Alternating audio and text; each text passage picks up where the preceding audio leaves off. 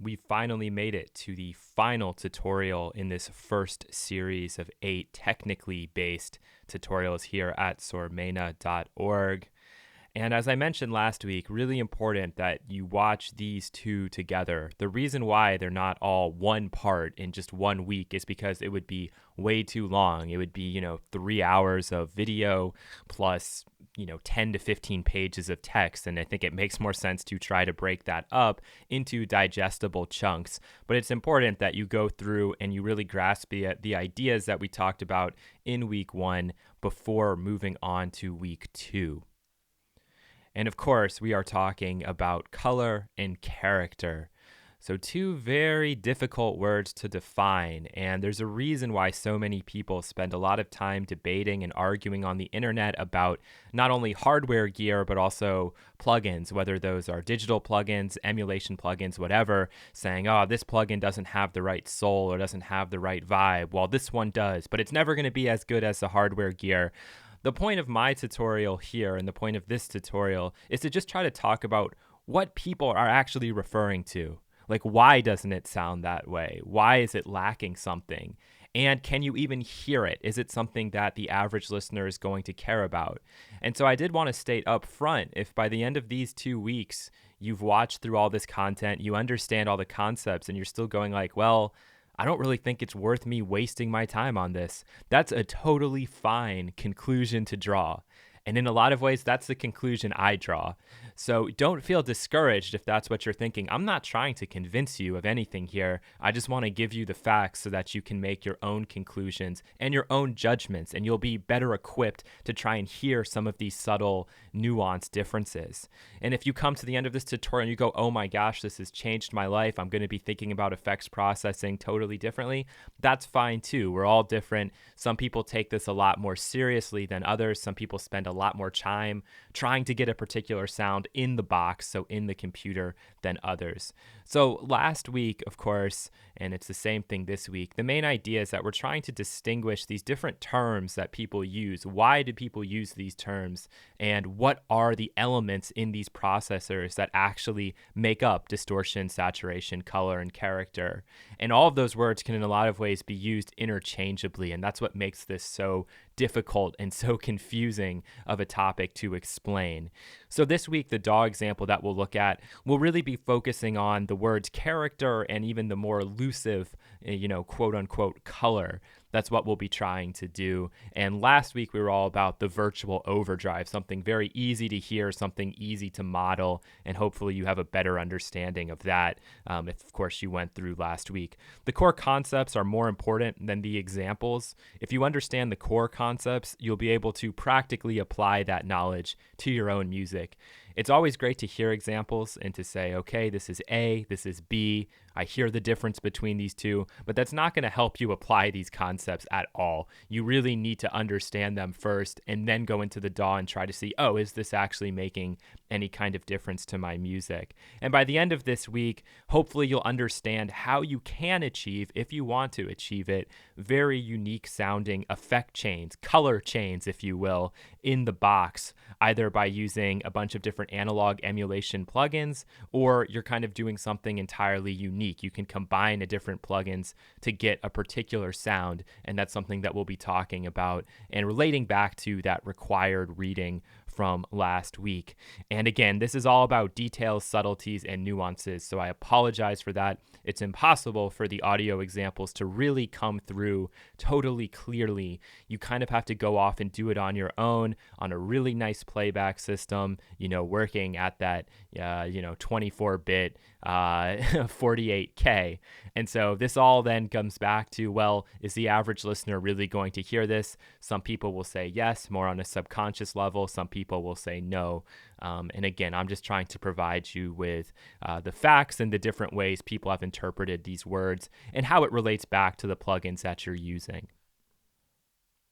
I think it will be somewhat useful for us to do just a quick review of what we talked about last week. So we had that bit of required reading, the Sound on Sound article, Secrets of the Mix Engineers, Jack Joseph Puig, where he argues that your different effects processing chains and each effect in that chain can be equated to a color or a shade. And then like an artist combines and mixes colors, so too the mix engineer is combining and mixing different gear, whether that's hardware or software or the hybrid of both, to get that final composition, to put that paint on the canvas and, leave the listener with, some kind of feeling, right? That's the whole point of this. And you can use gear to achieve that. And again, that's gear meaning both hardware and software. And I'm not endorsing these plugins, but when you look at some of the stuff that Waves has done with the artist like series, signature series, I think that's what they call it, and you have these like one knob controls and you just turn it up or down. What that is those combinations that those mix engineers are famous for. So like, a compressor and an EQ, a compressor and this and that and the other. And then the one knob turn, you get more of that effect brought in. And in the case of the Jack Joseph Puig ones, there are all these different colors that you have. The plugins are like these neon colors and you can bring those in. I've honestly never used them, so I don't know if they're any good or not, but that's the theory, that's the idea, and that's really how he argues his approach, at least, to mixing. Now, with analog gear, it's all right there. With the hardware, you don't have to worry about whether or not something's been modeled in the plugin because it's the real thing. And that makes your life very easy. The vibe is right there for you. You don't have to do any additional work. With software, you don't necessarily know what's been modeled. Okay, what parts have they really spent a lot of time trying to get right? And this is always the danger of buying these quote unquote analog modeled plugins, analog modeled plugins, is you just don't know. You don't know if they've tried to capture every single nuance and every single detail. And for me, as somebody who's always made music in the computer, I've never really cared about it being perfectly accurate. Yes, there's some gear that I've heard, and yes, there's some gear that I like, but when I get that plugin emulation, I'm not assuming it's going to be the exact same thing. In a lot of ways, it's a different color, right? You could have and we'll look at it, a couple pictures later on, you could have a Empirical Labs distressor. You could have an actual unit, and you could also have the plugin, and believe it or not, they're going to sound different. There will be differences even though one is modeled off the other. It's not about them being exactly the same because it's virtually impossible for a software manufacturer to get every single detail, to get every single nuance. And what we're trying to do is talk about what defines those details and nuances here.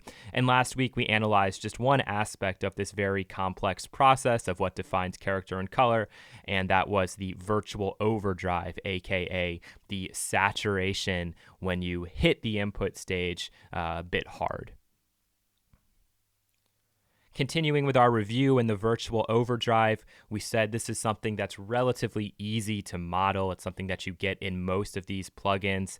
You have an input, gain, or drive control in the plugin, something that you don't see on actual hardware, but this is the easiest and best way to achieve the sound and actually get a lot of control over it. In many ways, in the computer, you have more control. You can determine exactly how hard you want to drive in the input, and you can always compensate for it at the output stage to make sure that you're not ending up over digital zero, which would be another type of overdrive, a digital overdrive, which typically you want to avoid, as we talked about last week.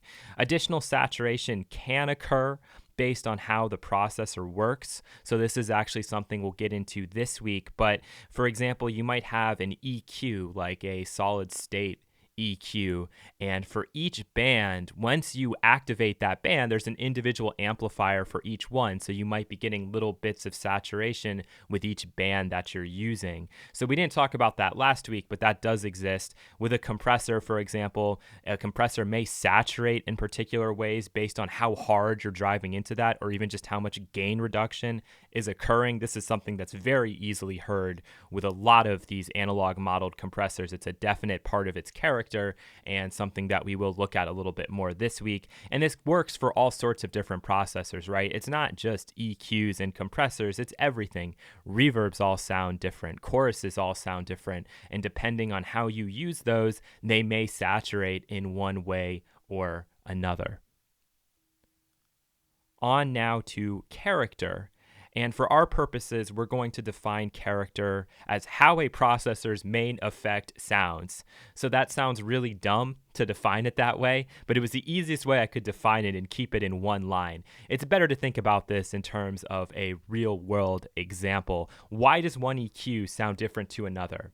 There are obviously a lot of reasons for this, but the primary reason is that these EQs all have different shapes and different curves. So you have a you have a bell curve on an SSL as compared to the bell curve on a Neve on both of those mixing consoles. They look different, and what you have in your DAW is different. Do they adapt as you add more gain? Does the resonance change? Does it sharpen? Or does it actually broaden out? There are all these different things that could happen and that have happened over time. And there's even an EQ, I think it's called Equilibrium.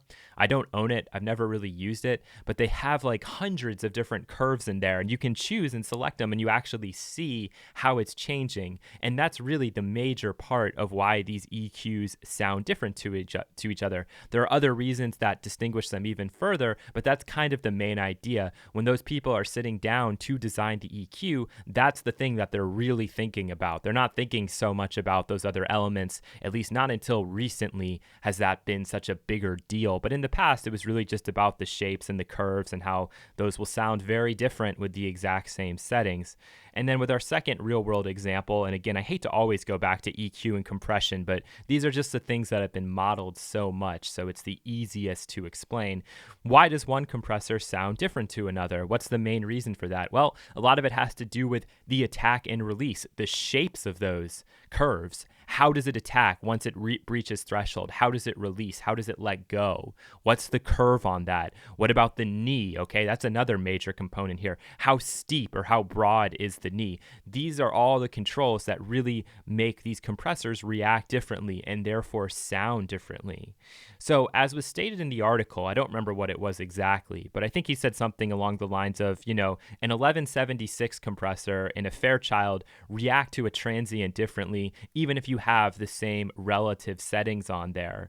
And that's going to be very different from how your stock digital compressor works with the exact same attack and release settings. We could put in the same attack and release settings on our stock digital compressor that we could put in on an 1176.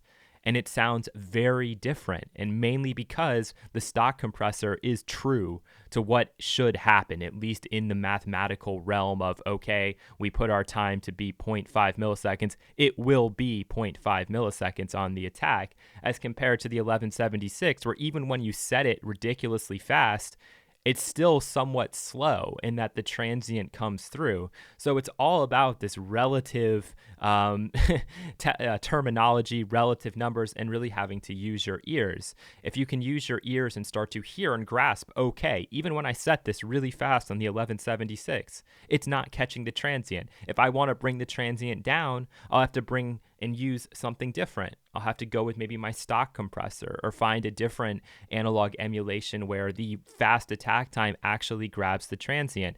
Maybe you don't like the way it's grabbing the transient, so you try something different. That's why people get so obsessive and so, dare I say, defensive about compressor choices and what sounds good on one thing and what sounds good on another. It's because the way that these react based on the attack release times is different. It varies from, device to device. And as I wrote here at the bottom then, the digital version, what you have built into your DAW is what would be technically, and again, I emphasize that word technically, mathematically accurate or correct. And for a lot of people who've grown up making music in the computer, myself included, that's something I like. It reacts the way I expect it to react. And that's the funny thing, because people who've worked in the analog domain, their expectations are based on the analog gear that they're working with. So they don't like that it reacts exactly the way that it's supposed to react. And this is why so many of these debates have started. It's just because people do not understand each other and do not understand that one is not necessarily better to the other. It's just about your knowledge and how you use it. And this is why for a lot of digital or computer producers, jumping into that world of analog emulated plugins immediately is never too great of an idea, because you don't even understand how the basic processors are working that you have and that you're expected to understand, the ones that are built in to your digital audio workstation. So here we have a picture that illustrates this point a whole lot better than words ever can. On the left, you can see that we have the stock EQ. We have 5 dB gain at 2K using a shelf.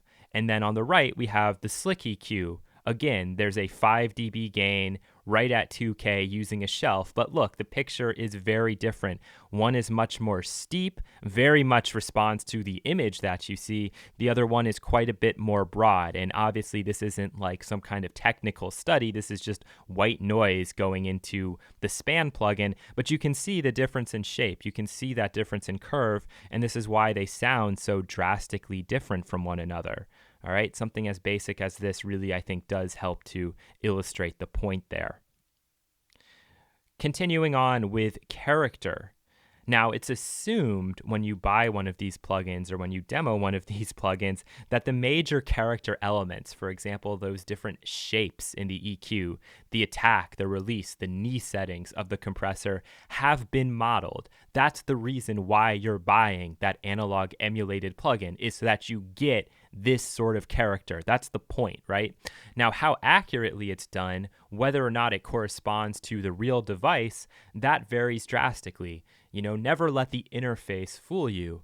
Just because the interface looks exactly like the plugin, or looks exactly like the hardware, I should say, doesn't mean that these character components have been modeled absolutely perfectly or accurately. But that doesn't necessarily matter, right? Because accuracy doesn't equal better. It's just different. And if you're open-minded and you keep an open ear, you'll start to find that, okay, I really like this plugin. Why you like it doesn't matter. It just jives with you. Whether or not it's a perfect representation of the real-world device, it doesn't matter, right? It's about you, your opinion, what you're hearing. And you have to remember then, digital processors, they have character too. It's just different. And this is really, really important. You shouldn't look down on the stock plugins you have because you feel like they have no vibe or they have no character. They absolutely do. Look at this curve. Look how it's different from the other one, right? And every single stock plugin that you use, all of these quote unquote digital processors, they still have unique characteristic traits to them. The compressor inside of Ableton Live might be quite different from the compressor inside of Pro Tools. It just takes you listening and experience to start to hear those differences and start to really pick favorites, right? And this is where, again, so many of these arguments get started about. It's just people justifying what they enjoy. The average listener doesn't care. They just want a good song at the end of the day. And of course, as I wrote here at the bottom, this is, again, more personal opinion. There are times when the clean and pristine character is exactly what you're looking for. And so going back and using the stuff that's built in, if that's what is the expected result and that's what you're used to, that's what you're going to use. It's really that simple. This has nothing to do with one being better than the other. It's just about getting the result that you want to get and hopefully having the tools that will accomplish that for you. I want to make it clear that the plugin choice is completely random here for this DAW lab. I'm not choosing things because I think they sound particularly better than others. I just want to get the main ideas and main concepts across to you. So I've just picked some things that are going to help me do that. It's important that you sit down with the plugins you have and kind of run them through some of these same tests and looking out for some of the features that I point out to you here in these few videos that we will be looking at when we're inside of the digital audio workstation. And we're going to be focused on EQs and compressors because those are the devices that tend to trip most people up. But the reality is you can give the same kind of attention to every other instrument or effect that you're choosing for a production. So it's not just about EQs and compressors.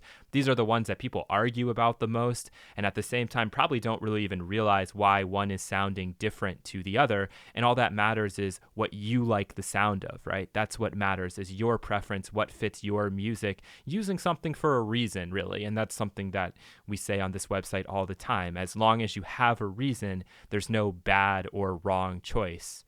Maybe everybody else hates it, but if you like it, if that's what you're going for, who really cares?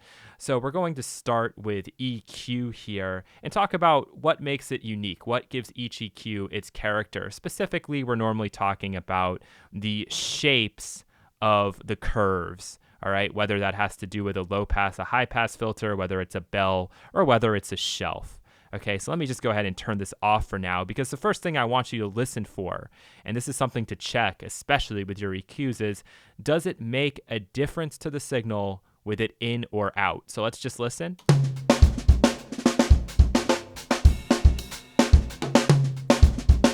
If I can click that fast and not hear any kind of noticeable difference, odds are it doesn't. And that's what you would expect with your stock digital equalizer, because this is all math. When you're using something like this, the expectation is you, the user, are going to make all of the changes. Very different to if you had some kind of analog equalizer, just bringing it in and out. The audio passing through all of that circuitry will normally color the sound. But here, that's not something that we're worried about. And it's also not something that we're focused on in this section. That will be something that we focus on a little bit more in the next section. But just so you could hear there, no noticeable difference at all.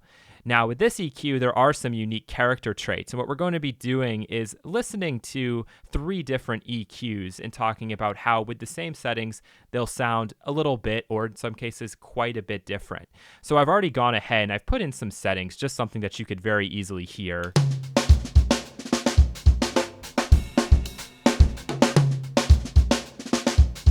Doesn't necessarily sound better this way, just different.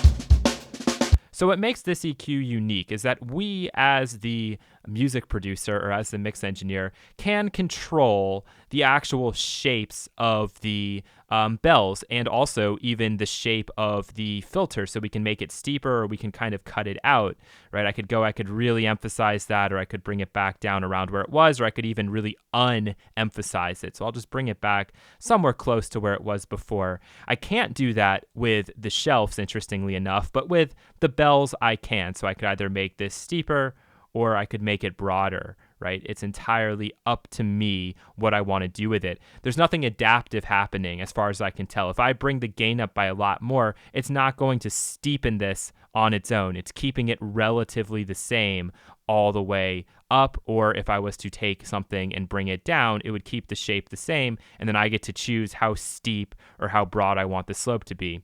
What really makes this EQ unique, though, is that we have an amount control and a shift control. All right. And with the shift control, I can take things and I can actually kind of move things over to emphasize one side more than the other. So I could actually take it and it would actually move the cutoff frequency here to the right.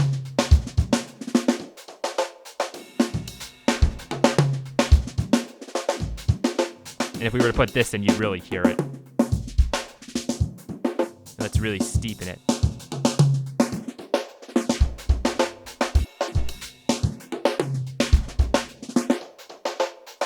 And I think the reason why this program gives you something like that is because you could use this for more than just mixing applications now, right? You could take this and you could, instead of just having to do the customary like filter sweep, you could add some different little spikes in there, and it's going to make it more interesting. There'll be more movement. Whether or not that's appropriate for all music is up to you. And then we also have an amount control. So if we feel like we've gone too far, we can actually bring things in, as long as the shift is back.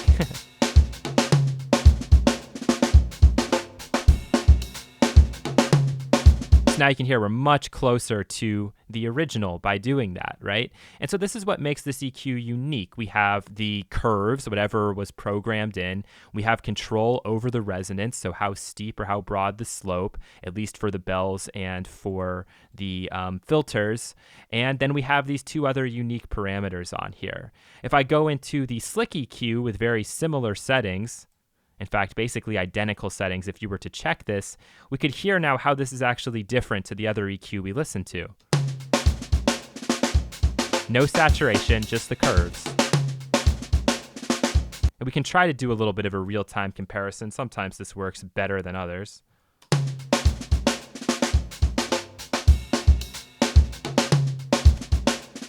So yeah, you can really hear how even with the exact same settings, this British model sounds a lot brighter.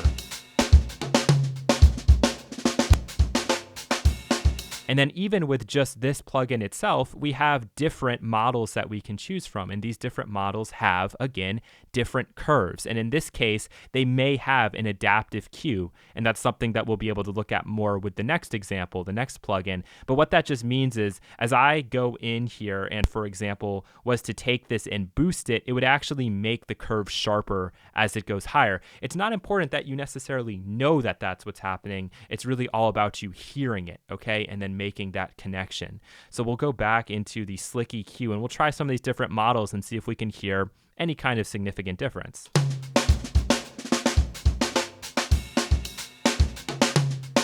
Not as bright, not as extreme. So my guess is the curves here are a lot broader, a lot smoother. Very dark sounding, especially compared to the British model.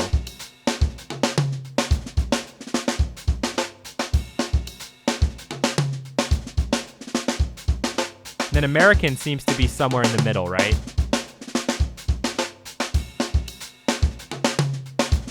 So let's compare Soviet to the built-in EQ.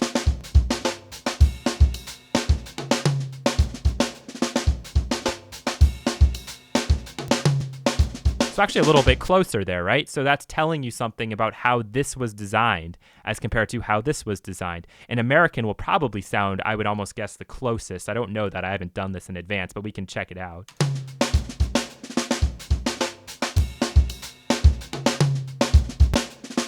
And you know, the reason why it isn't is because of the steepness in the curve on this filter. We had control over that. Here, we have no control over what's happening with that high pass filter. It just is what it is. And so my guess is it's not giving us that kind of bump, that kind of resonance at the cutoff frequency. Okay, pretty straightforward. And then we can go in and look at the other example. I just downloaded the demo of this today because I did make reference to it in the presentation, which is the equilibrium. And with equilibrium, we get a million controls. And so this is going to sound different to our stock. And let's just bring this over if we can. There we go. We'll bring that back in and we'll try to do the same sort of thing. So right here we have the equilibrium. I think I need to go and turn this down by about 2.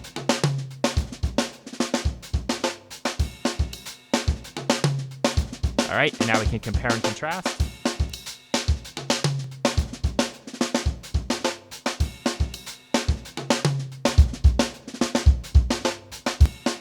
Again, more emphasis in the low end because we're hyping that. But with equilibrium, we can actually do the same thing. We can take the cue and we can hype it here. We get that control, which we didn't have before.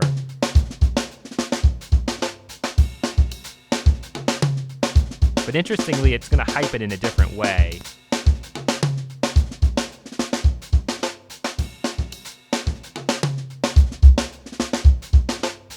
Right? Much more of almost a digital sound. It's more precise.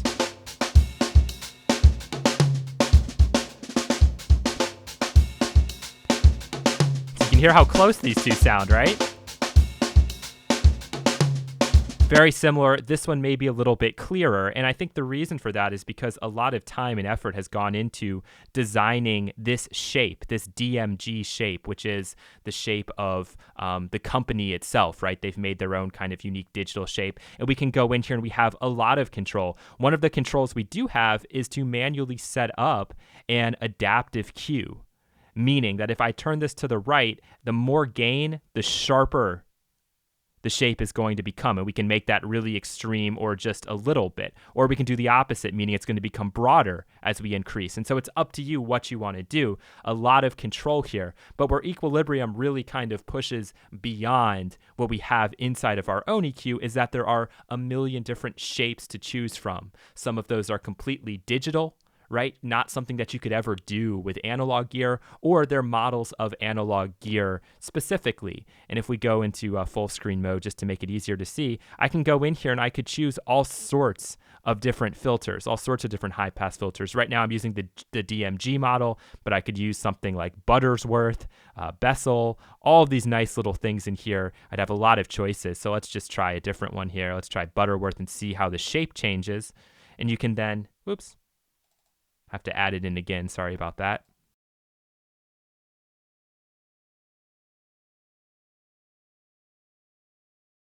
So you can clearly see how inept I am with this plugin. There even is an undo and redo control. It's my first time actually using it, but we can go in and we can see the different, for example, shapes that we have here and what controls they give us. So whether or not we actually get a slope control, or in this case, we don't get any kind of Q control at all, right? So if I go back and start playing the audio,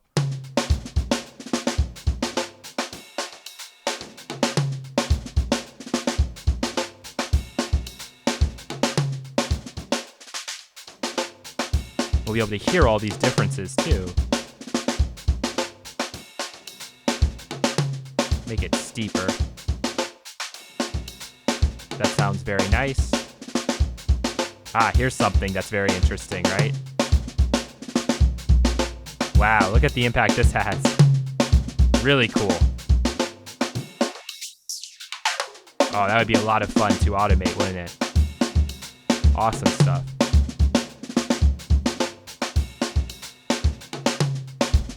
This is an interesting slope as well.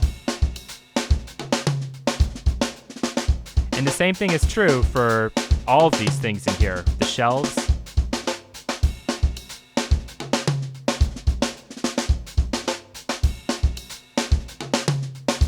You can see that changing. And then let's change something like this shape. SSL 4K there.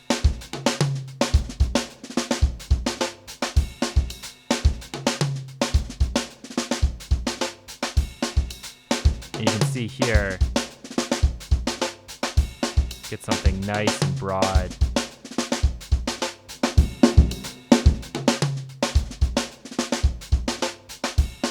And now I'm just in here having fun and playing.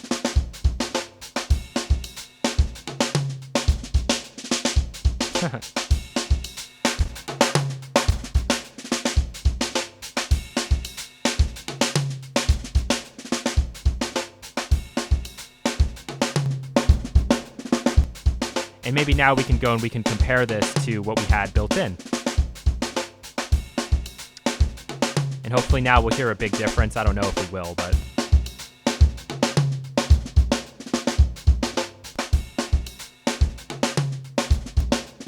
And then with nothing in,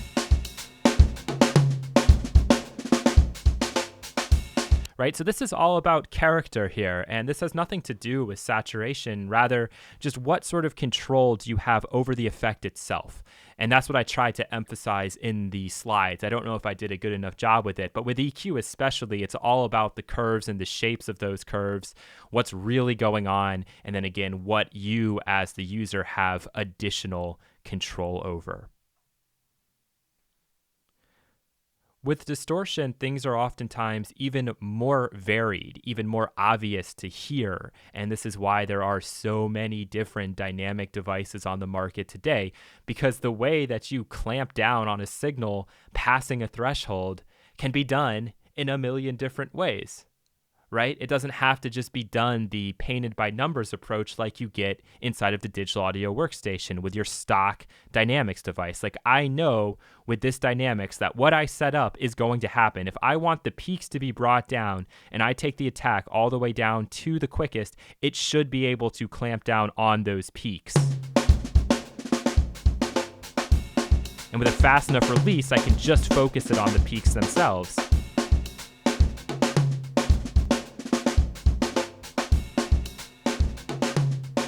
You can see how fast it is. And it's trying not to add in any additional artifacts, but it's kind of difficult not to, right? Like, it's working beyond a realm that's even possible for the computer.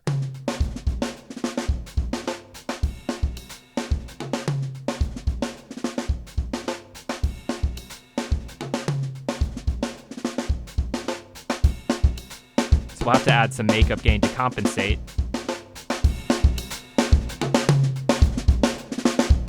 But you'll be able to hear just how much we push down on those peaks, meaning that everything else is going to sound louder.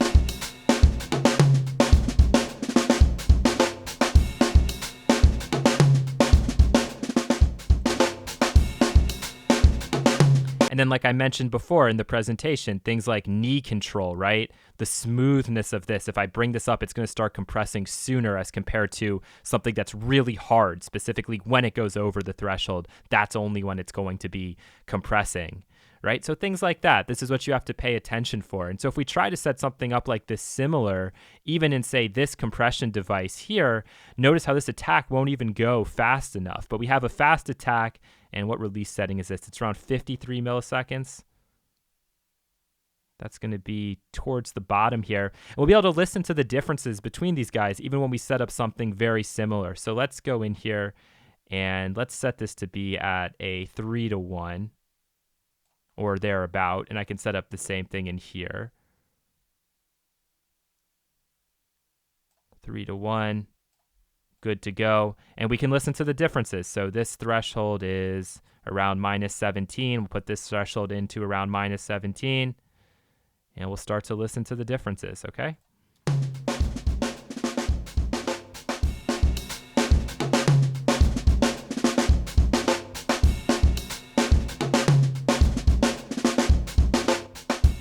right, so I have to just turn both of these on first.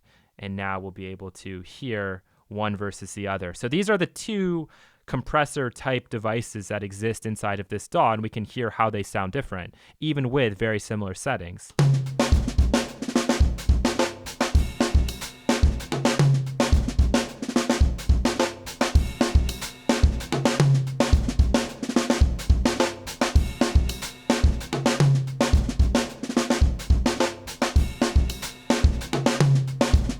And part of the difference here is something that you may not even notice or see right away. And it has to do with how is the signal actually being read on the way in. Okay, here we have it paying attention to peak. So it's really trying to listen to and pull down on those peaks immediately.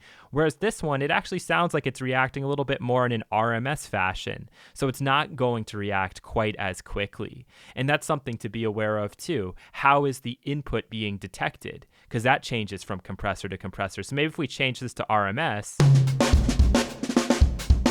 it won't sound quite as extreme. Still pretty aggressive.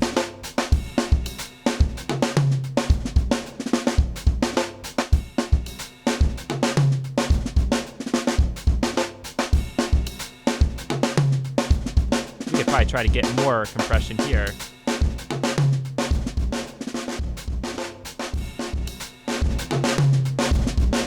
So something very, very aggressive.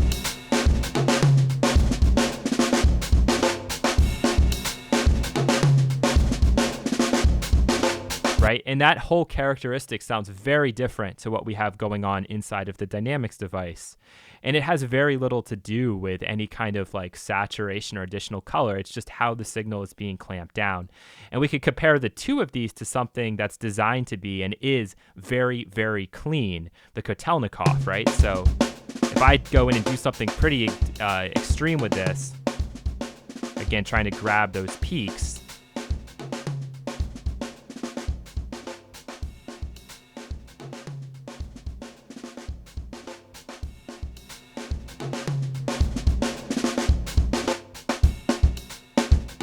you can hear just how good of a job it does in keeping things transparent. Right? Unnatural, but transparent.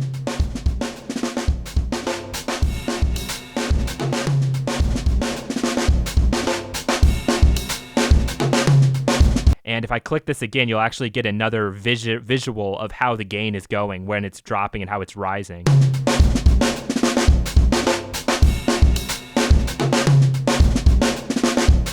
And this brings up another really good point about compressors and their differences in terms of character. Many compressors have what's referred to as a multi-stage release. So the signal is compressed differently when a peak crosses the threshold as compared to then what happens with the rest of the signal. So if you see something like an LA2A, for example, it normally responds pretty aggressively to the peak, like the release will be kind of quick, but then after that it goes really slow back down. And we can modulate, or I should say emulate, that kind of behavior here by making a really quick release on the peak and then very long on the RMS, so that it's never going to sound too aggressive. It's going to be kind of moving quickly for the peak and then very much slowly back. So I'll just set that up so you can hear it.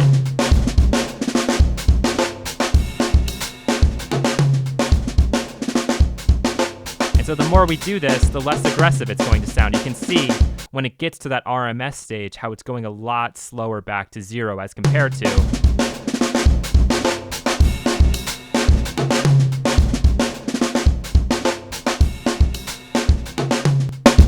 we can listen to specifically what's being compressed.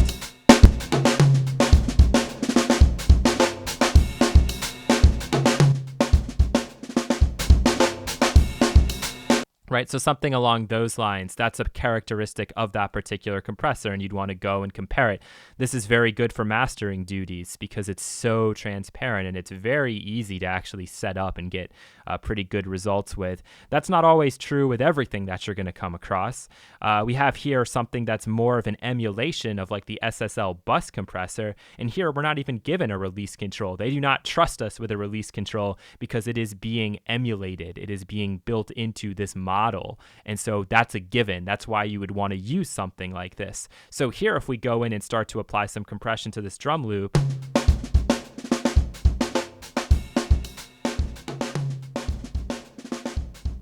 you can see that release characteristic. And it's very similar. It goes back quickly and then slows down.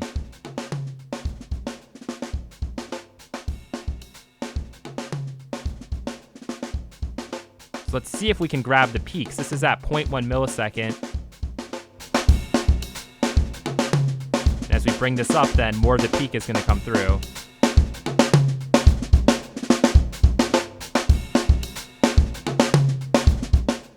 And as expected, that will cause overs then if we have the same amount of makeup gain.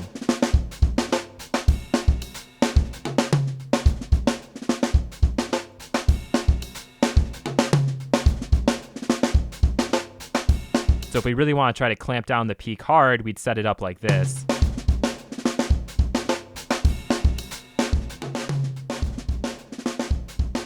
And then this might work a little bit better in a parallel configuration.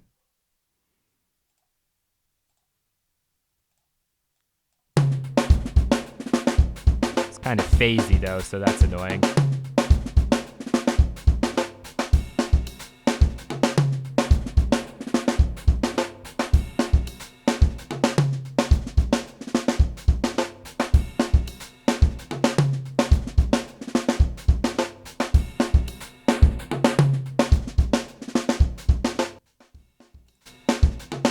Yeah, that's not going to work so well. So it's all about experimentation and figuring out what would and wouldn't work well. My guess is that the Kotelnikov could work great because of how transparent it is, especially with that fast attack time.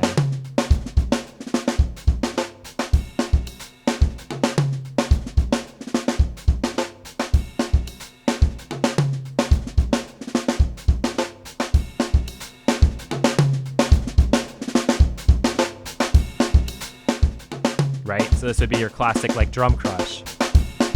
And in real time, you're getting to see how one compressor didn't work for that task, but another one actually did. And we could go on and on with this and look at some other examples, but I don't really think we need to do that at this point. I think you can experiment with it on your own. Maybe I'll show you just briefly this compressor because it gives you a couple of different attack settings, which you don't always see. But like I said, release curve, very important. Attack curve also can be very important. And here, if we're on the alpha mode, it will react to the peaks. On the sigma mode, not so much. It's going to let those through. So if I'm trying to bring down the peaks in this, I'm going to have to work in alpha mode. And we'll probably even be able to see if I go into sigma, you'll see that there'll be less gain reduction happening, or virtually none.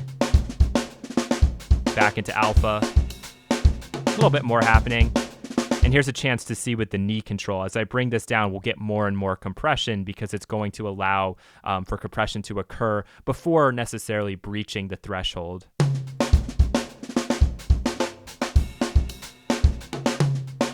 So a little bit more.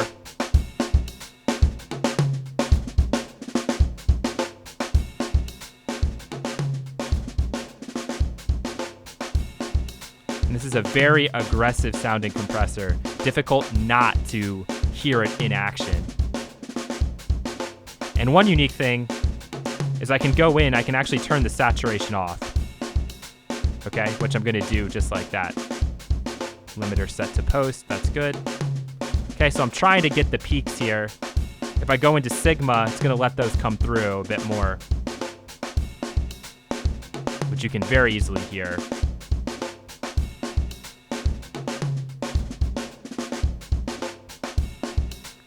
So let's just set something up here.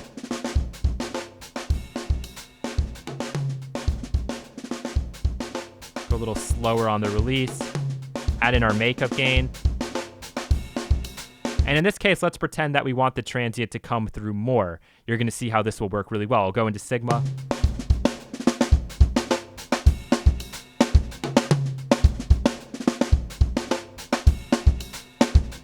You can really hear that, right? Very aggressive. And you might think, well, this is going to sound terrible, but not necessarily, because we can always turn the limiter on, which will then bring down the transient, bring things back into something a little bit more usable.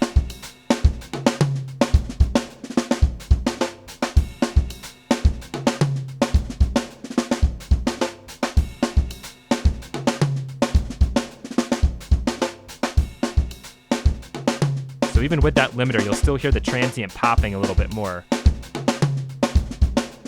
Or in this case, a lot more.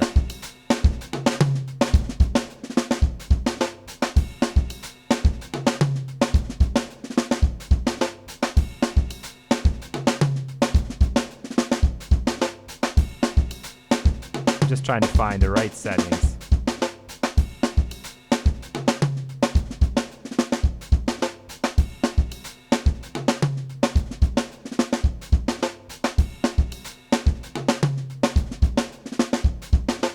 Sounding pretty good.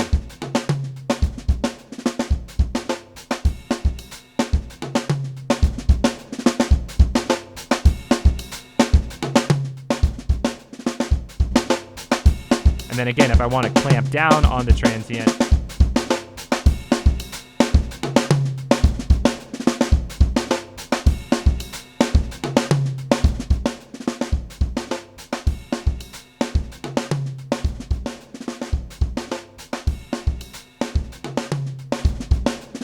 something more along those lines. Right, so with just this kind of lengthy lab session, you're seeing how character varies drastically from processor to processor, even when it's the exact same effect.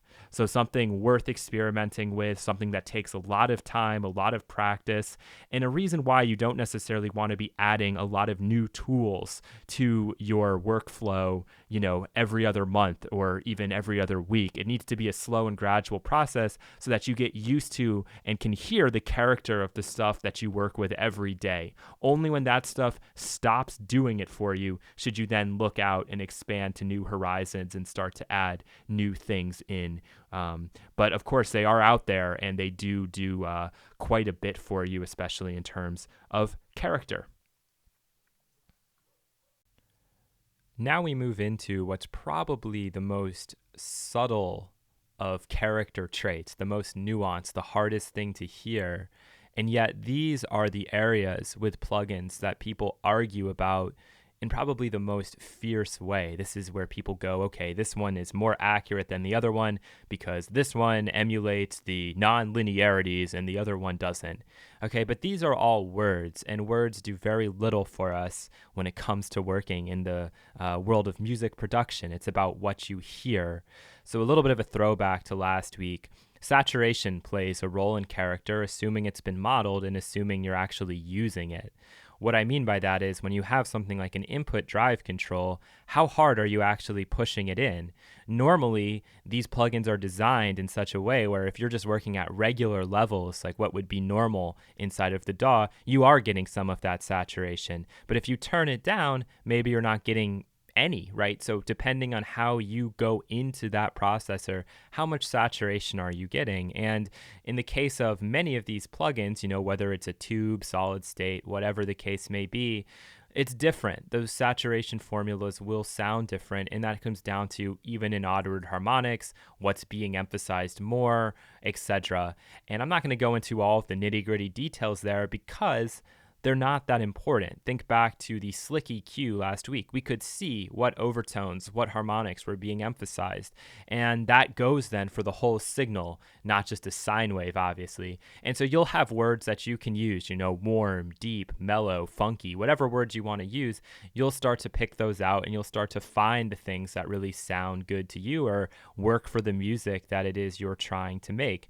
Saturation also has a compression characteristic, a true limiting characteristic, because once you go over, something has to give and it limits the signal. That's what it does.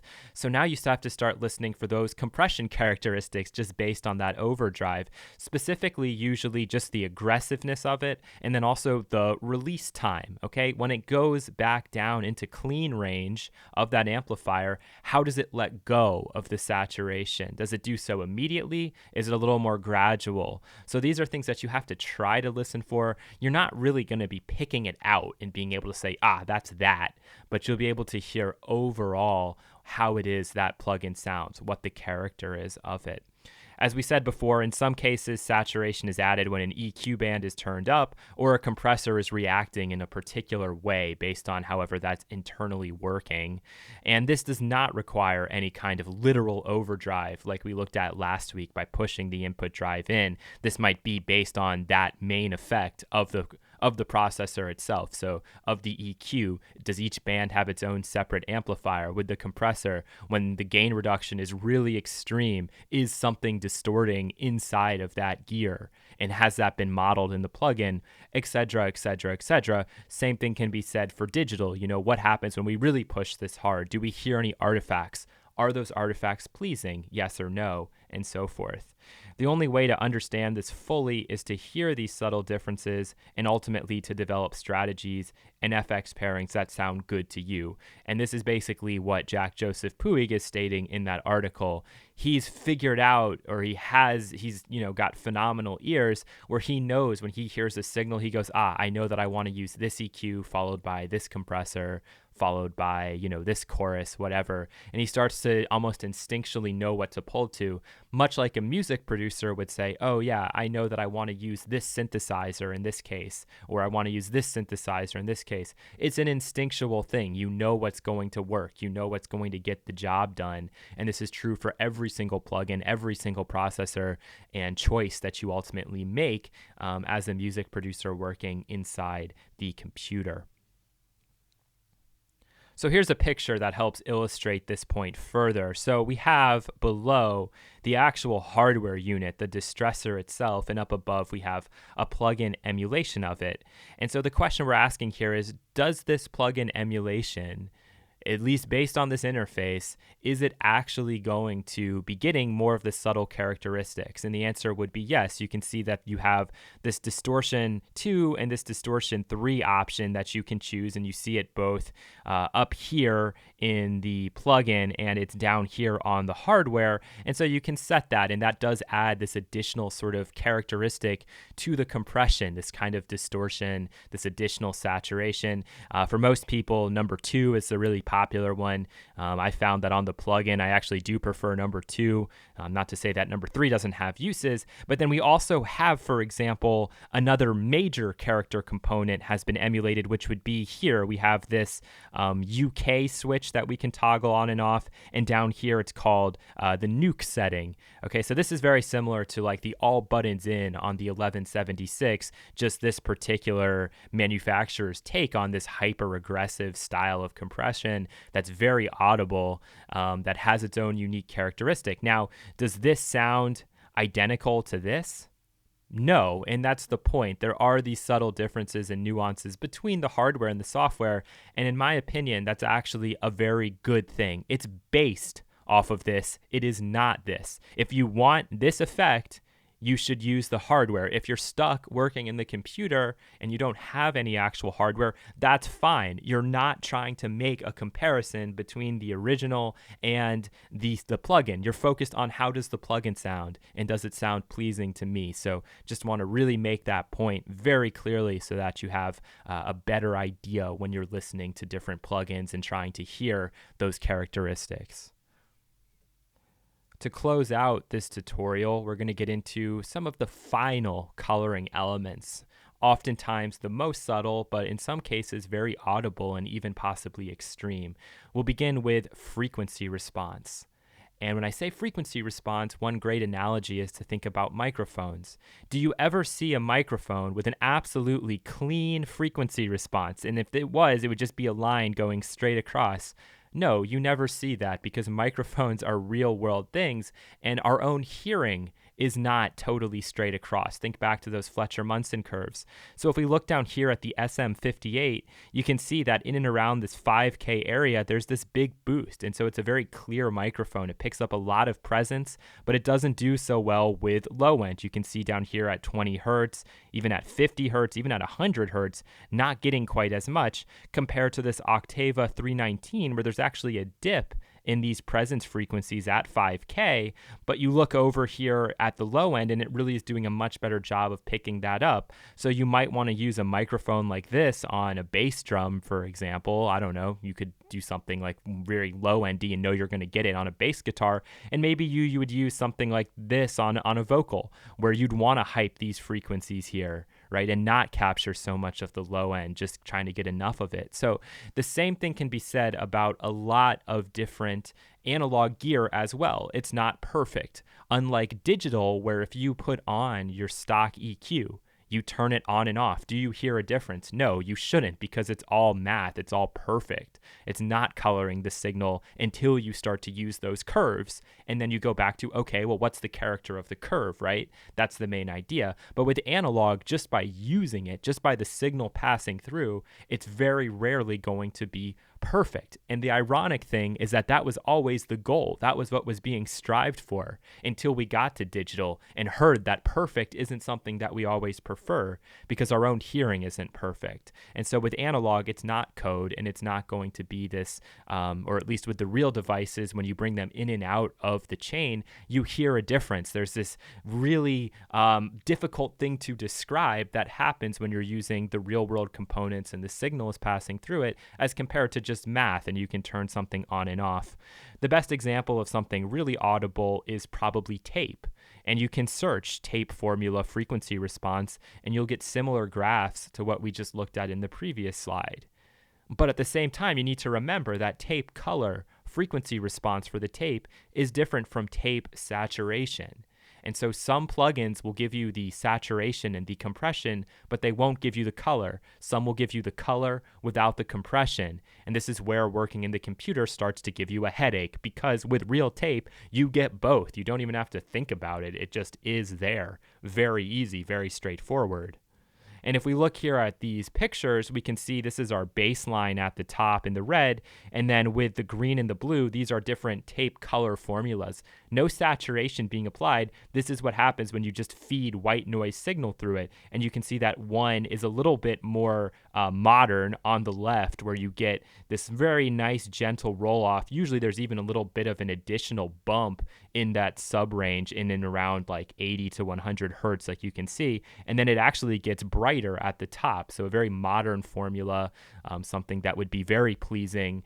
This is not unlike a curve that you might see with modern pop music. And then you have something that's a little bit more vintage over on the right, where there's a roll-off at the very top, and again, characteristic of an older style tape formula. None of these are necessarily better than the other, they're just all different, but you can even visually see here the impact that something like tape color can have on your music, especially if you're putting it on the master bus. It can completely color and change the entire signal. Whether or not that's something you want is up to you and based on your music.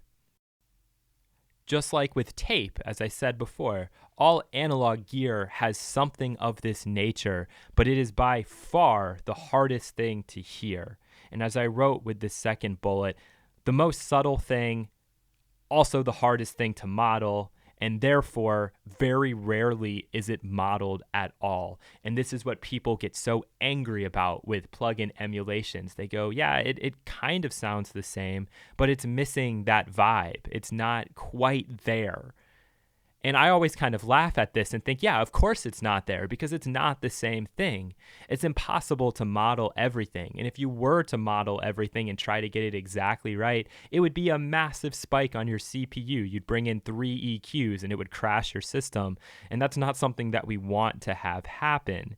So Nebula, and in the second course, there's a whole bonus section that we get into on Nebula, is probably the one that captures this nuance, this coloring nuance, in the most accurate way, because Nebula is basically sampling the hardware itself. You sample the hardware just like you would sample a piano, and that's the closest you get to a piano as compared to using a synthesizer or even something like physical modeling. It's not quite the same as that Steinway.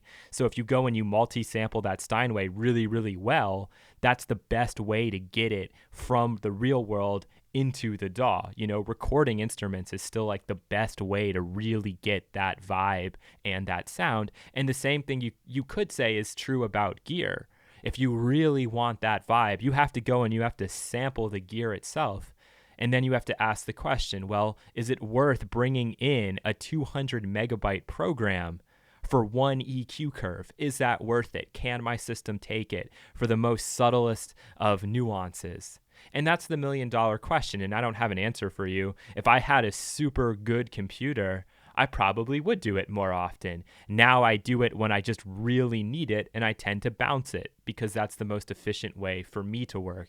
I don't know what's going to be the most efficient way for you to work, but it is true that all analog gear has some kind of almost like elusive quality to it that's just impossible to model. A lot of people claim that they do it, but they don't. And that's why people go on forums time and time again and say, well, it's actually missing something.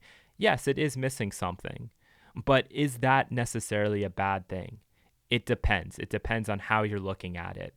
And I think for me, I've never really wanted something to be exactly the same as the gear, because if I really want that sound, I'm going to use the gear, right? I mean, that's my mindset. But for a lot of older mix engineers, no, that's not what they want. They expect it to be the exact same thing, what they're used to working on. And so it's a very interesting debate and something that I'm sure will continue to rage on in the coming years. But all the time, the computer is getting better and better. And with Nebula and like, you know, their version, whatever, i8 million, blah, blah, blah. I don't know. They give crazy names to their things. Core Engine 12, whatever it is. You know, it's getting pretty darn good and harder to really hear the difference. So we're getting to a point where getting that perfect emulation of the most subtle of detail is starting to become possible. So trying to hear some of these nuances and subtleties is a very difficult thing.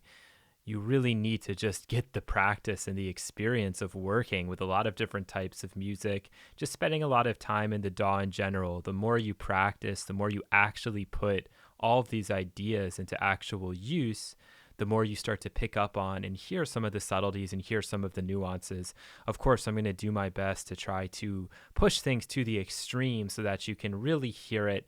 But there's only so much I can do, especially when we get to the end of this and start talking about Nebula. So we're going to synthesize all of these ideas that we've seen so far in this presentation and really from the past 2 weeks and put it all together here with a few plugins that do a lot of different things that help us to bridge that gap between something that's, you know, very digital and specifically modeling this part, and leaving out other things to something that really kind of tries to at least capture most of it. Very difficult still in the computer to absolutely replicate hardware. That's just not something you can do. But some plugins, some processors, they're getting pretty close. So when we talk about the subtleties and the nuances, this is a great plugin for that, okay? This is the Klanghelm M-Juice compressor. And one thing you have here is a drive control, which is very unique, actually. You think about overdrive. The way we normally did it was by driving in input gain. Well, in this plugin, we actually can't do that. But if I look at the input here, and again, our reference point is minus 18, something we come back to time and time again. Right now, we're coming in pretty good. It could probably be a bit louder, and that's why I have a tool device in the beginning. And so I'm just going to start jacking this up until we're into what I would call overdrive. Way overdrive. But it's not actually distorting. It's not audibly saturating. You don't hear that like you would if we were to use like the code red, for example, like we did last week. But if I turn this on and off, listen to what happens. There's no compression. We haven't touched any of the other settings. We've just brought in this particular model. Listen to what happens.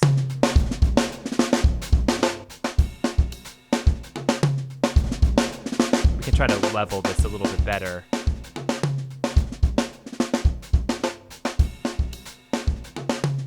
There is an audible difference, right? And if we go to the other model, that sounds different from the first.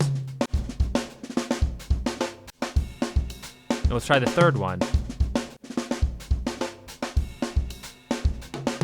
That sounds probably closest to the original. But even so,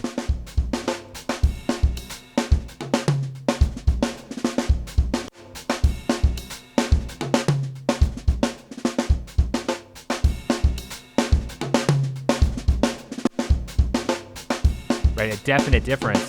And we're not even doing any compression. We're not doing anything. We're just bringing the signal on. And this is an important point. This is what I've talked about before with a lot of the complaints people have about particular plugins, namely that it doesn't have the effect that a piece of gear would have. You just bring it into the signal flow and you hear a difference.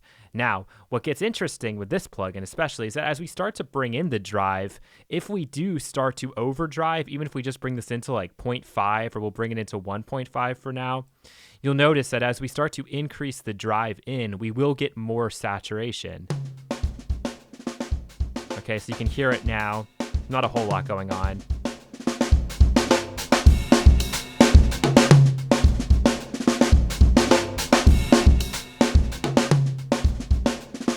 All right, and now as I bring this up, you're really going to hear it then start to distort.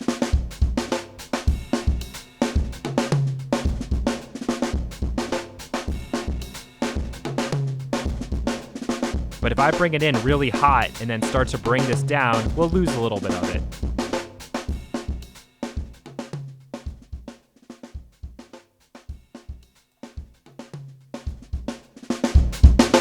Right? Back to something that's sounding really clean. So all of these controls play off of each other, and that's what you need to be paying attention to is how do all of these things relate? What are all of the colors I can get out of this based on how I work with it? Now, the clean way to work with it, the best way in a lot of ways if you're going to get an expected result, is to work starting from the input, bring it in so that you're right around that 0 mark, maybe going a little bit into the red, and then setting the drive to taste. And you can really still overdrive it here, but you don't necessarily have to. So let's start by just getting in a nice kind of clean range. Okay, that's probably pretty good. And then if we want more overdrive, we can get it. More saturation, you can hear it through the kick drum.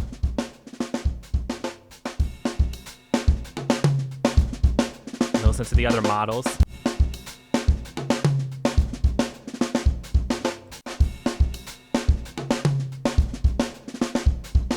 So I'm feeling like for this drum loop, I'm liking this first one the most. Okay? And now we can go and look at the gain reduction. Nothing's happening, obviously. Start to compress it.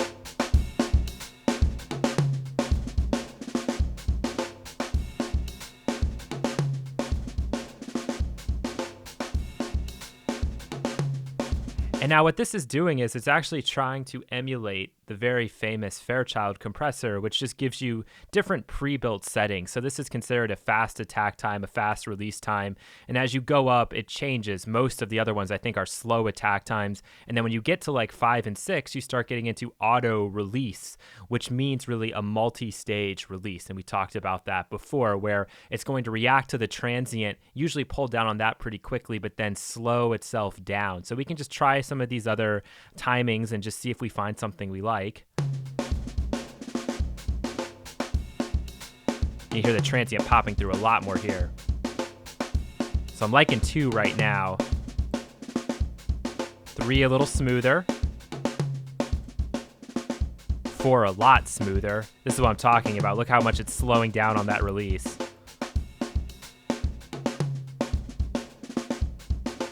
5's pretty cool. 6 is way too much. I think I'm gonna go back to 2. Very poppy, like as in it's popping through. Add a little bit of makeup gain now. And then we get an even further sort of tonal control on this, where we can go more towards a hi-fi sound or to something a bit darker, so a little moodier. It's basically just a couple of, I think basically like a tilt EQ is what we're doing here. So like you get the smiley face one way or the smiley face the other way.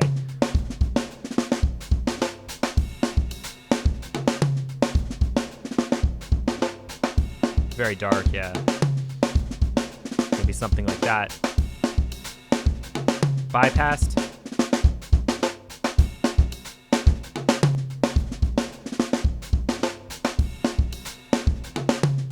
Then we could go in and try the other models.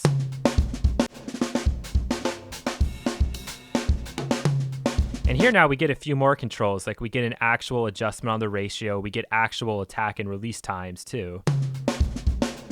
So right now we're a little bit more trying to grab the transient, but you notice that even on the fastest time, it struggles to get it, and that's by design, right?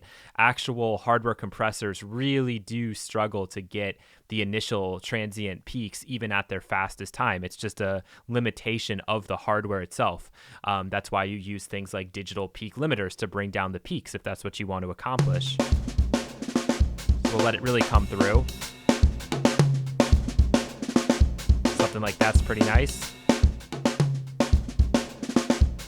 Get that nice little movement.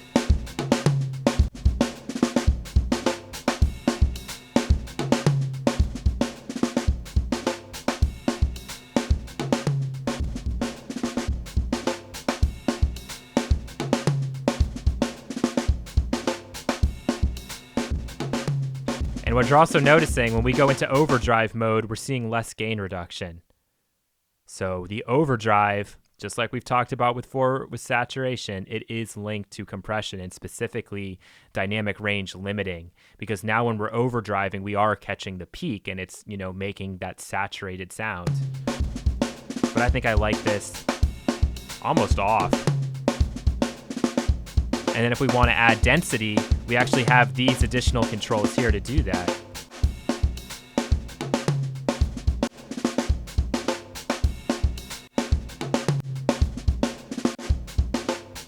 But really, in this case, I like the way it sounds without it.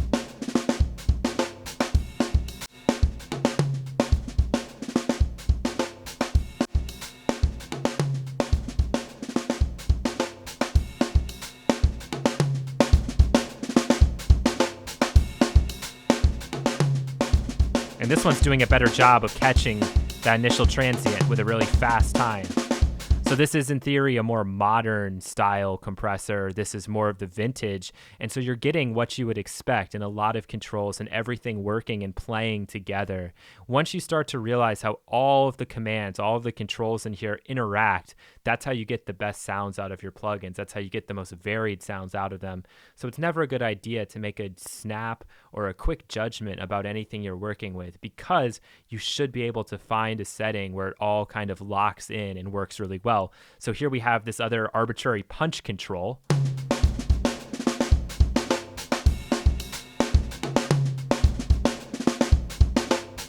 Should give us a little bit extra bite when we let the attack come through.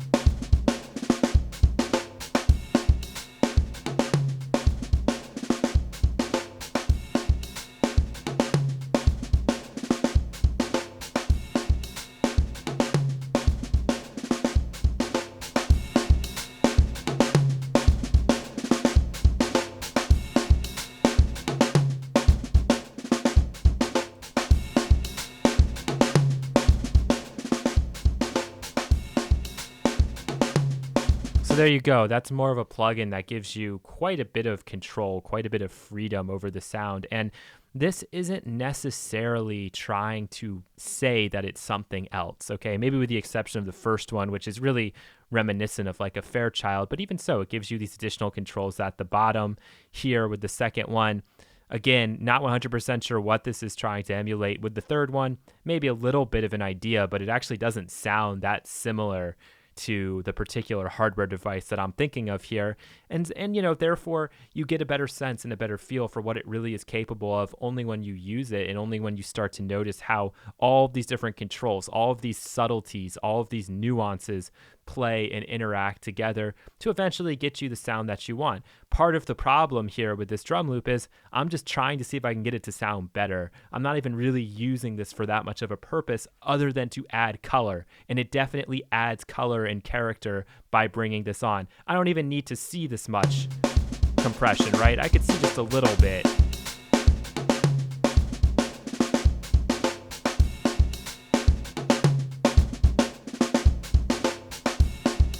And it definitely adds something that wasn't there before. It's more of a vintage characteristic. And is that something that you'd want for certain styles of music? Absolutely. For other styles, perhaps not. If you think back to the slides, we looked at the Empirical Labs distressor, and now we have a couple of different plugins that are emulating that. And with these, we have, you know, the basic compression, but then it also is tried to emulate the different distortion characteristics as well, and also the sidechain filtering that you have. So if we start playing this back,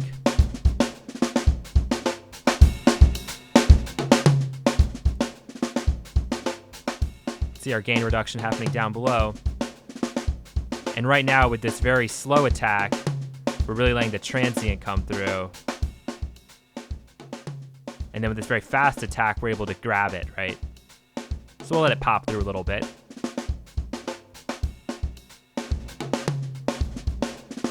This is sort of the classic sound of the distressor when you can really lock it in.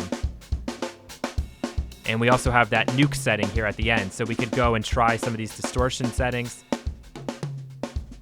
No. Let's add more output so we can really hear this.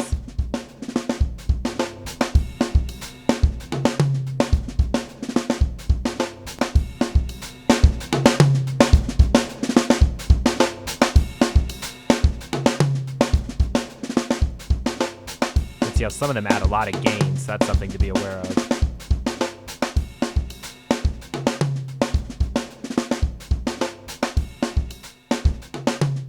So without it, and then with it, we're just looking to add some character. And then if we really want to add character, we'd go into the specialty nuke setting.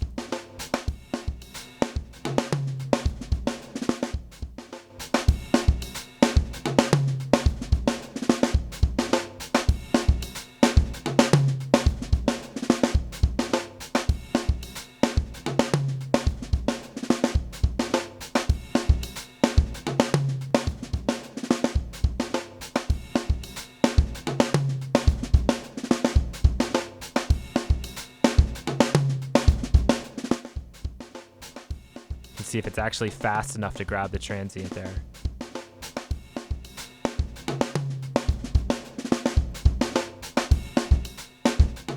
So again, we're not expecting to hear a massive change with it in and out. We're just trying to add that little bit extra color, that little bit extra character. And in this case, the plugin has tried to emulate and model those particular special characteristics of the hardware itself. And if we were to go in and then look at another version here, same kind of thing, only a little bit different. Now, instead of nuke, we have here a UK setting. We've added new ratios that we could use here, compression ratios. And then we still have these distortion settings here on the side, like we saw before, and then the filter sidechain options here. So not a whole lot different, but the sound will certainly be quite a bit different from one manufacturer to another. So we bring this in.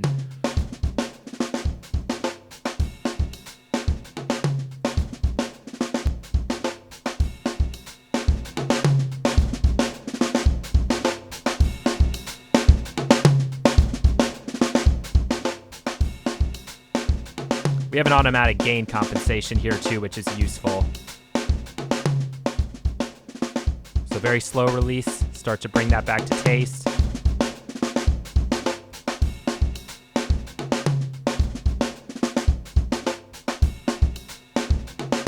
But what I really love about this plugin is that it tries to go one step further, and it tries to capture even an additional bit of nuance that you wouldn't normally expect to see a plugin emulate, and that is different stages of wear on the unit itself. So this is considered clean, there's an original, and then there's an out of order. Okay, so if you want full-on vibe, full-on just overboard saturation, we'd probably go with the out of order, right?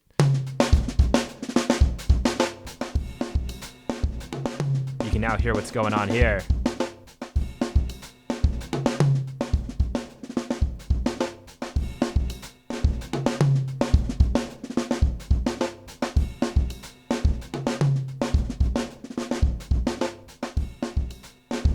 So a very different tone that you get.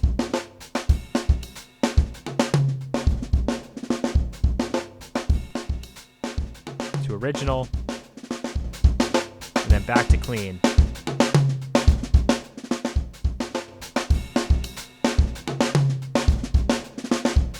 And I'm probably always going to be pretty partial to clean just based on the type of music that I tend to make, but that doesn't mean that you still can't get subtle bits of vibe and color and character here and there. And a plugin like this that gives you all of these different settings is something that really is designed as a color and a character adding device.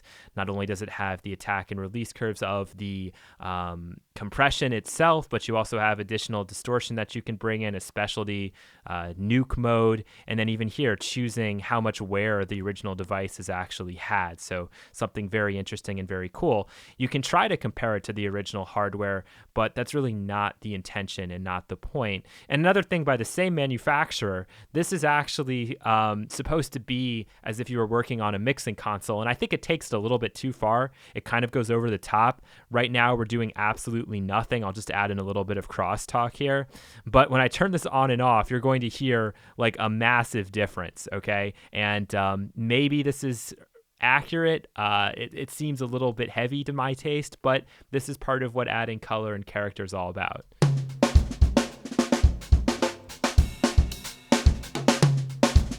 You hear how much it brightens that up? Try the solid state console. Very different vibe, very different sound.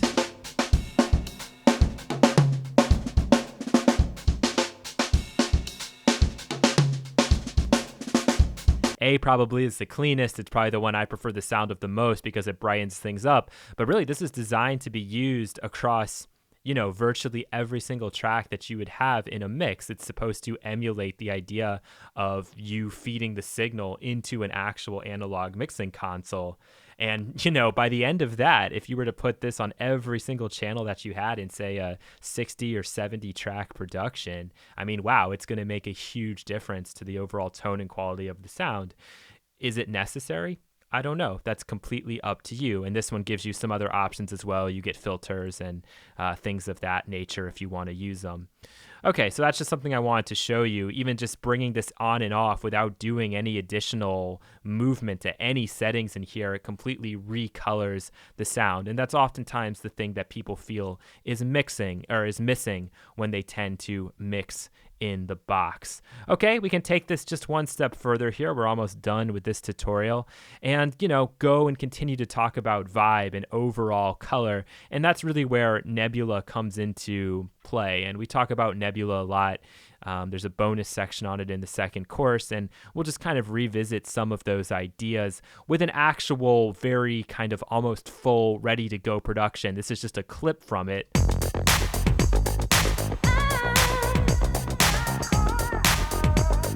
And some Nebula has actually already been added to this. So, you know, there already is some color that's been built into this to begin with, but we'll take it up a notch and hopefully we'll be able to hear the difference. So when you're working with Nebula or any of the Aqua-based plugins, you really need to make sure that you are gain staging via analog means, like using a VU, have it referencing at -18.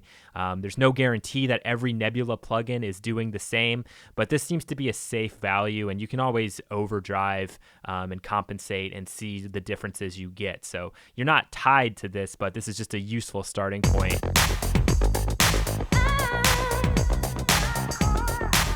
So you can see we're in pretty safe territory here, maybe down a little bit. And then we can bring in something like the red EQ. So since this is actually sampled a hardware device, we can expect to get everything from that. All of the subtlety, all of the nuance, the vibe that's missing from the, sheerly coded plugins that you're used to working with. So even just by bringing this in, we will hear a difference.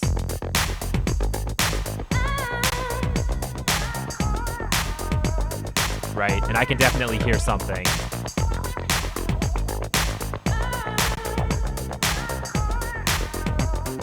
Right, so if you're hearing a difference there and you're really digging the sound when this is brought in, then you have those ears. And my guess is you're not going to be able to hear this after it goes through the audio compression for the video. But when you do this on your own and you really start to feel something by bringing this in, that's when you know that you've gotten the sound. Right, that's that missing 1% that people talk about so much. And I think Nebula is probably the best plugin available that can actually get you there, mainly because it is sampling the original hardware. It goes through some kind of complex process, and it does a pretty good job of things. Now, whether or not you think that matters to your music, that's where it's up to you. So I'm using the word best, but I'm not saying necessary. Okay, two very different things there. And we can then go in and actually start to add some of this EQ. We could overdrive this here with the input gain if we wanted. Compensate for that in the output.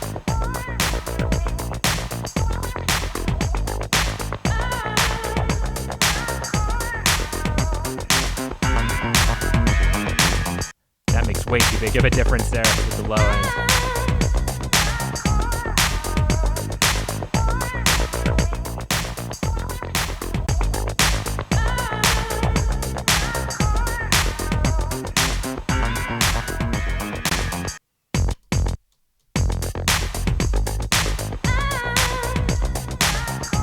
By driving in the input gain, we will get some of those saturation characteristics of the original hardware unit. So that is something to be aware of, like we've talked about before with, the code red and so forth.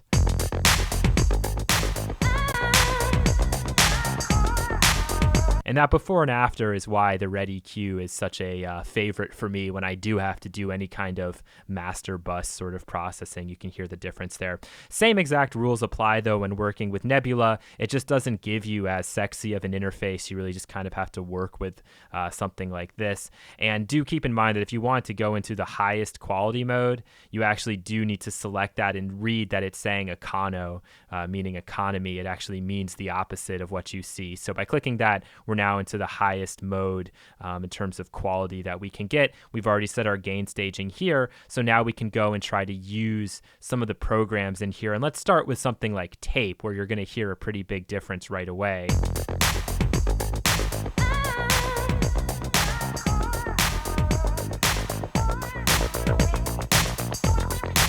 Right, you can hear the high end immediately.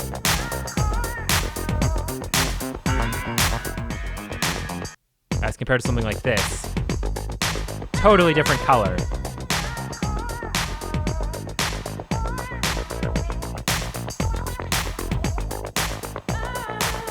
And I definitely like the sound of this one.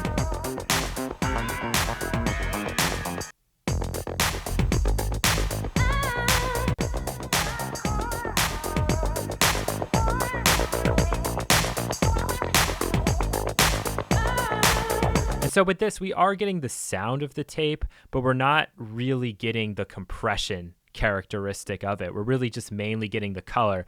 Now we can add drive, which will give us additional saturation. If we go to the kernels page, we can actually see the saturation, and you can do experiments by overdriving the input and seeing how much saturation you get. But what's really cool is that you can also take it out entirely. Okay, by going to number 1 here, we have clean.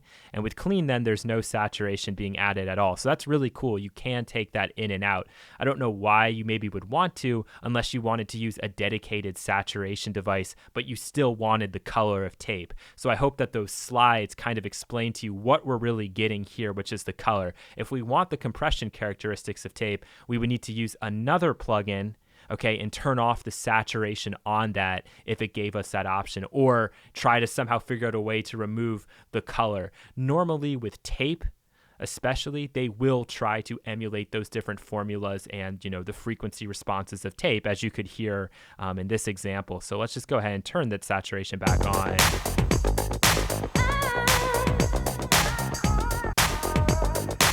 Go back to that bright tape.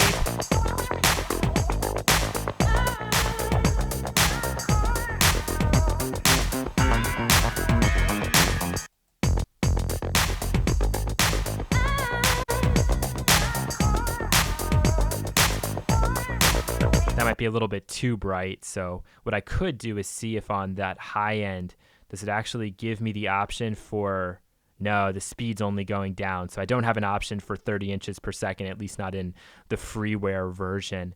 But everything in Nebula follows the same kind of logic and same kind of application. If I wanted a particular preamp, I could go and find a preamp that I think would sound particularly nice on this, and I could use that. And then in this case, I might go in and turn the saturation off so that I'm really just getting the color of that preamp. So let's go with this one here.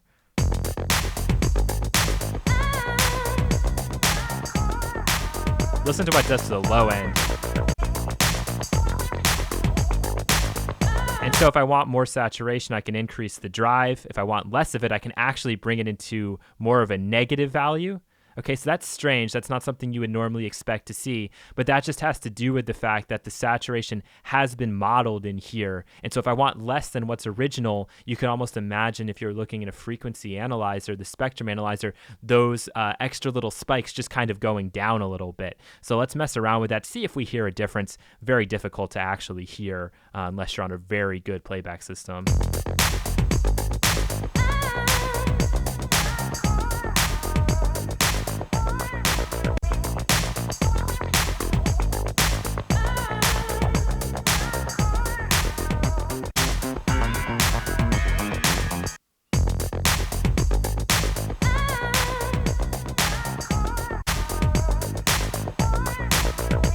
And you always have to be a little bit careful because it is also just increasing gain by a little bit. So trying to figure out what the difference is between, is it actually the color and the vibe that you're hearing, or is it just gain? That's always the struggle. I think that's the struggle for most of us. And even with the hardware, sometimes it will just add some gain on. So something to be aware of there and just to take note of. So last but not least, we can use another one of these Klanghelm plugins that immediately will color the sound without us even touching anything additionally. So let's just bring this up. And we can see that we're doing nothing at this point, right? There's no drive. And then we'll bring it in.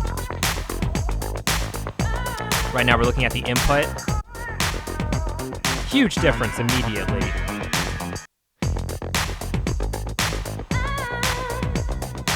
And so if we actually wanted less color, we could try to bring the trim down, aka bring the input gain down.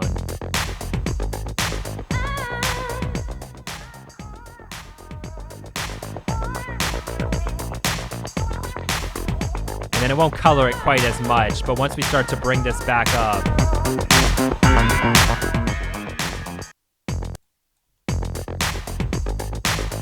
right? And then if we go into our different modes, you'll hear the big difference here.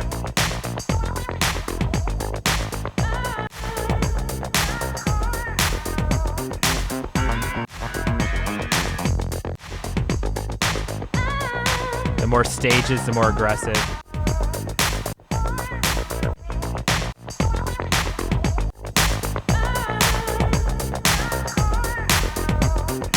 And then desk. And most likely in this example, I would work with the desk because this is supposed to be like the console itself. And then here I have basically two little EQ controls, an additional compressor that gives me a fast setting, and then I can adjust how I want the transients to kind of be reacted to. Do I want to soften the transients, which is going to bring the loudness up, or do I want to sharpen those transients, allowing them to pop through and cut through a little bit? All depends on the music you're working with, but we could go and work with this and then even add a little bit of additional saturation.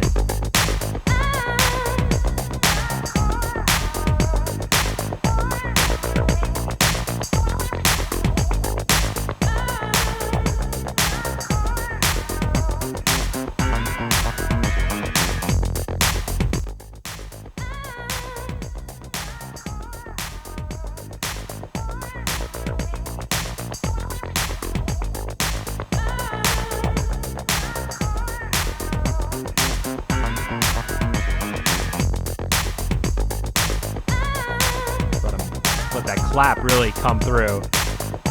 Bang.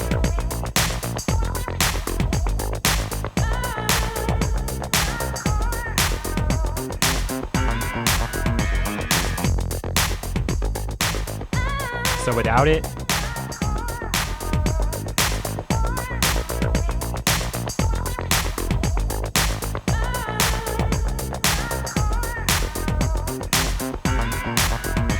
and you look at this plugin and you think this is a saturation device. It's meant for something pretty aggressive and pretty heavy. But no, if you know how to work with these things, you start to understand how all of the different parameters are interacting and how it can make a big difference. Because if we now go from desk to tube mode, you're going to hear this crazy difference.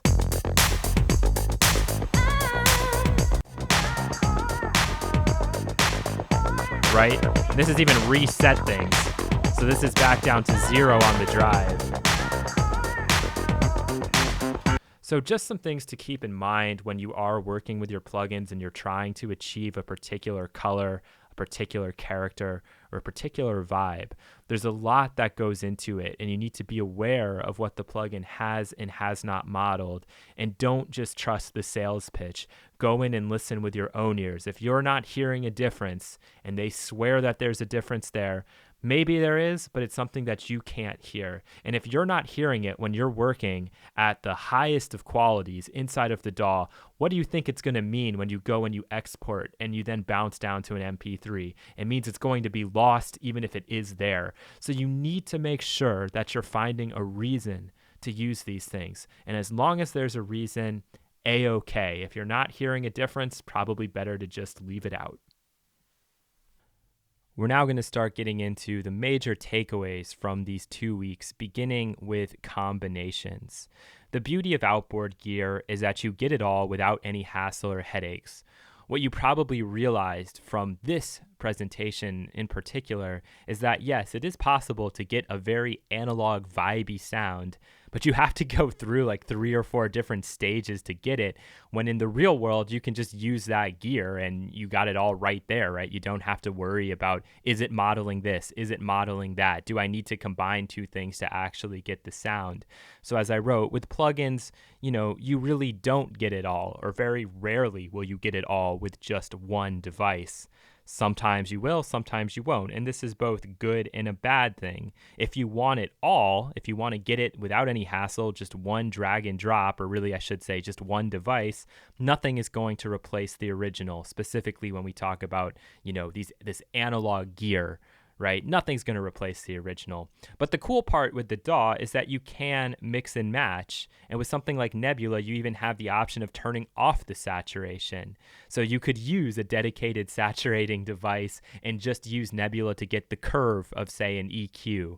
Really interesting idea, and something that is worth exploring. I don't think too many people do that, but it absolutely could be done. And all that really matters is that you have the knowledge, and hopefully from these presentations you've gotten this knowledge so that you can get as many sounds with the tools you do have. Right? You don't need to break the bank on getting a million different emulations. That's not really necessary. It's about figuring out how you can combine what you do have to get as many unique sounds as possible. And the best way to do that is to experiment, but ultimately you really have to listen closely. All right, on to final thoughts. Starting with, the obvious one. Admittedly, this is not the easiest stuff to grasp or hear. This is a confusing topic that takes a long time to conceptualize, and in some cases even longer to hear. And so I think the question that most of you would have, certainly the question I would have after going through these 2 presentations, is does any of this stuff really matter to my music, or is this all just hype? Is this just a bunch of people online ranting and raving about the smallest of details when they could be off making music? Oftentimes, I'd probably say that's true. But really, that question does depend on the creator, so you, the person making the music, and the consumer. So who's going to be listening to your music, and do they really care about this stuff? And I don't have an answer for you. For some people, getting that vibe is more important than the song itself. It's just the truth. People spend so much time trying to accomplish and achieve these very subtle, nuanced differences. And yeah, they hear it on their hi-fi system at home, but when I listen to it in the car, I just think this isn't a very good song. That's the reality of it. And it's up to you to determine whether or not going after and chasing this vibe is necessary. Sometimes it might, sometimes it may not. So things like EQ curves, saturation formulas, and compression characteristics are all very audible and can greatly impact your sounds. So if you use an 1176 on a drum loop, yeah, you can get a very punchy, bitey kind of sound. You can really let that transient just pop through, very snappy kind of aesthetic that's a lot harder to achieve with anything else that you have. And this is very obvious, and this comes through to a lot of people. So that can certainly impact your sound. Now on to the personal note here. For the music I make and how I like to listen to music, the finer nuances and subtleties don't matter a whole lot. Okay, that's a personal opinion, but that's because I don't have the ears for it. I don't have the most perfect of golden ears. I can't pick out all the technical nuances and differences, and I don't really have the greatest playback system either. So does it make a big enough difference? Or should I still worry about this and spend all this time to get that sound when at the end of the day, I'm not really hearing that big of a difference? Personally, for me, not really worth it. But for other people, it absolutely is, and there's nothing wrong with that. And as I wrote, Jack Joseph Puig would completely disagree with me. He'd say, wow, you're really missing out on something with your music.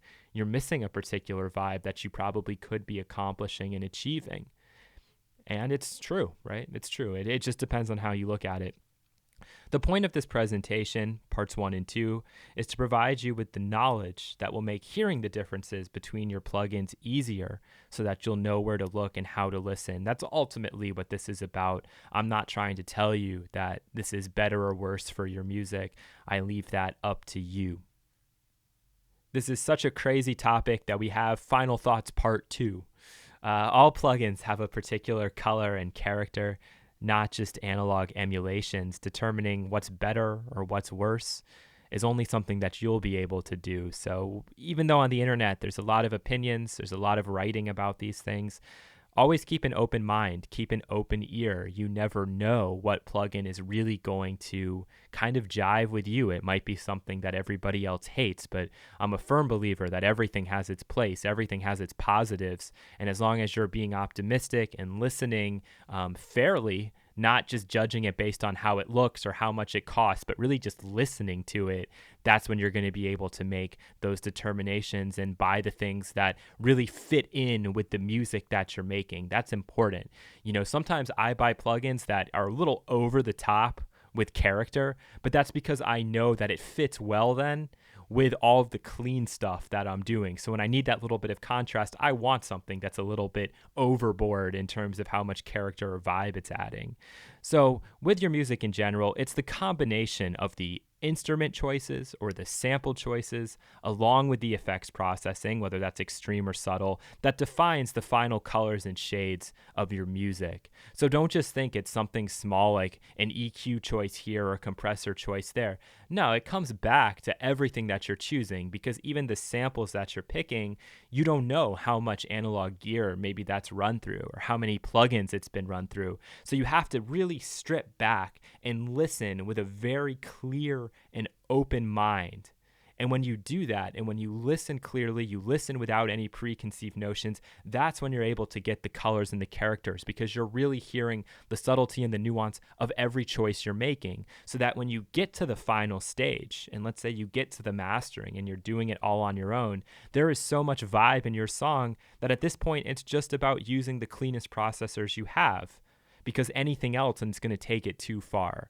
Oftentimes people forget that and think I need to just keep adding more vibe, more vibe, more vibe. But sometimes it's this contrasting, or I should say sometimes it happens in a very contrasting and unpleasant way. So it's very difficult. This is a topic that I'm sure I haven't really made 100% clear for you. I've tried my best. It's very hard, but this is all an individual choice. And I want you to be able to hear those differences with your plugins so that you know, okay, I can now start to make these pairings that work really well for me and work really well for my music. If you have additional questions, please do not hesitate to ask, and I will do my best to try to clarify anything that might have been a bit confusing. Defining terms is always very hard, so if it requires, doing more examples in the DAW, I'm certainly willing to do that.